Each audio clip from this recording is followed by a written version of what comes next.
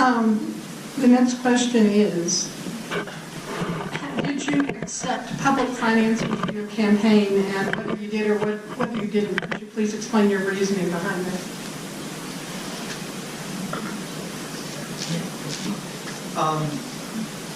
When I ran for Santa Fe City Council, I initiated my campaign in 2013. I accepted public financing. The allocation was $15,000.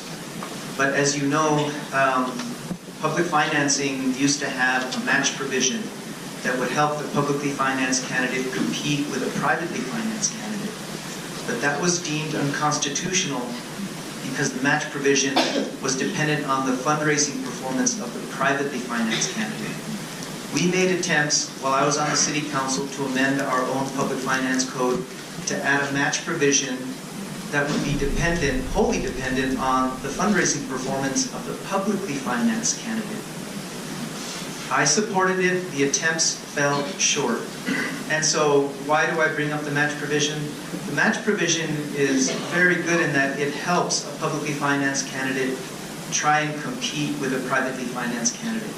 I did not accept public financing now in this campaign for mayor because of that very reason, because there is no match provision.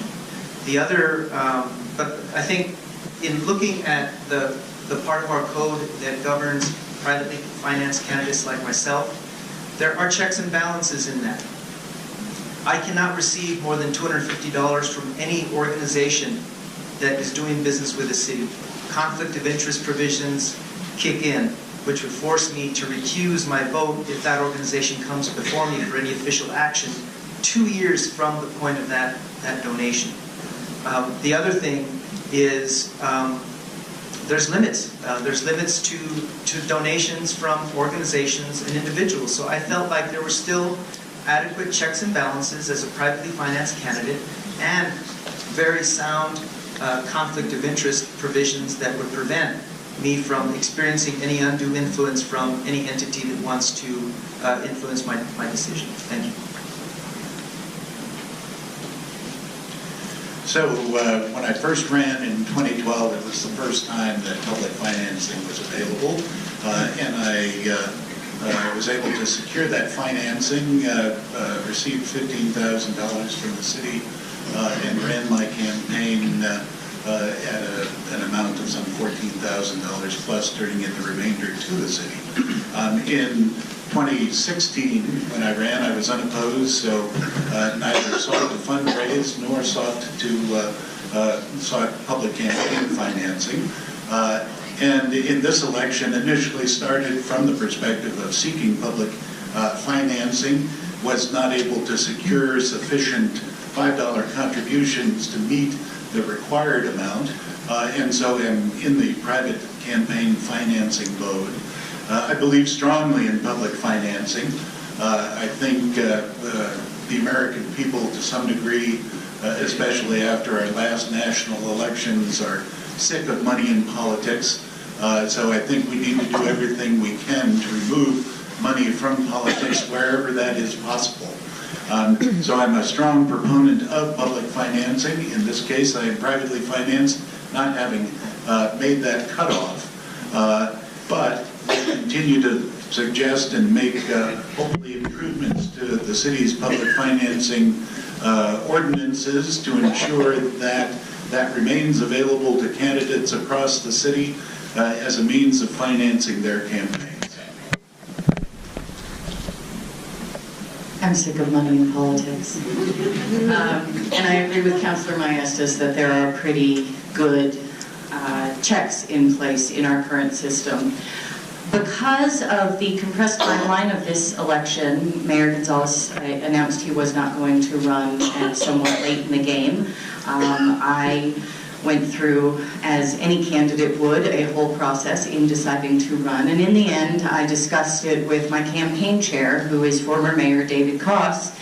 And he said, you know, the system is not really working, and the bar is too high to get 600 $5 qualifying contributions. I don't think you're going to be able to do it. You need to focus on running a good campaign.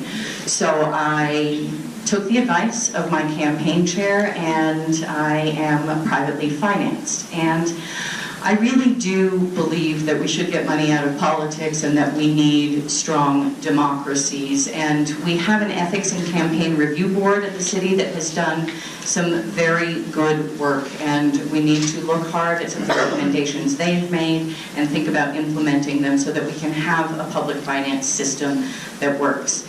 And I think it's really important that we do that, especially as we go forward, and we're changing systems, as we've heard, from what we've called a weak mayor system. And you'll hear me talk about it differently because really it's a full-time mayor. And anyone who's read the charter can see that to call it strong, I would say, is actually a misnomer. But we are moving to a new system, and we need to have a public financing system that works. There's been a lot of good work that has been done, and I hope that we can improve this and do better as we go forward.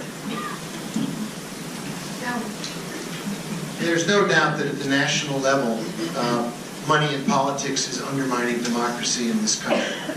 And I think it is a sickness, and I am completely in support of Senator Udall's effort to pass a constitutional amendment to overturn the Citizens United decision and get money out of the political arena at the national level. What I've discovered at the local level is it's a very different experience. I'm raising money privately. There are strict limits on how much any individual can give. And as a consequence, raising money in this race is a part of running for office. As a candidate, I'm required, if I want to be well-funded, to talk to people about my campaign and then to ask them for money. And their endorsement and their contribution engages me in a conversation with them about what I stand for, what I believe in, what kind of a mayor I would be, and why they should both support me and contribute to the campaign.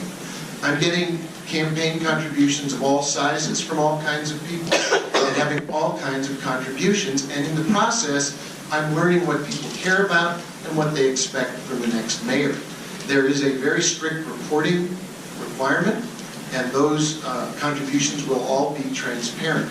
We've seen in the mayor's race here last time and in the recent race down in Albuquerque where candidates were publicly funded, that PACs get into the act, and it becomes a very complicated and often messy procedure where good intentions end up having very unintended consequences. So in the interest of both simplicity and the opportunity to engage with people on the merits of my campaign, I'm out raising money for this campaign. Well, this is where I shine. I am the only candidate publicly financed that's running for mayor. And let me tell you this. I've been on the council now since 2006. We know how to run a grassroots campaign. We never had a lot of money. When I ran the first time, my opponent raised over $38,000. We raised $4,000. We showed people how to run a campaign. 2010, again, didn't raise it. You have to raise the money. I went unopposed. 2014 again, didn't have to raise the money. Ran unopposed. I keep hearing from people here in Santa Fe, it's the will of the people. Well, guess what? The will of the people said back then. We want you to take public finance because we want all this money out of politics. Yes. So I believe it's imperative that everyone should do the will of the people and to take the public finance. Now, when they say the bar set too high at 600 people, it's hard. I agree with that, and I give kudos to Councilor Rice. You tried, Peter. You tried, and it's hard. It is hard. But you know what? You go out there, you knock on doors, you talk to people, and you ask them, hey, I'm running for mayor. I'm asking for $5 donation. This is to keep big money out of politics. We've seen, I've been around 12 years. I saw the mayor raise $120,000, $40,000, $50,000. That's ridiculous. You know, that is what we mean when we try to keep big money out of politics. So again, I said, I'm the only candidate running for mayor that is doing the will of the people and taking public finance. Thank you. And I'll remind everybody that the first campaign reports are due near the end of January, and they will all be online, and they make fascinating reading.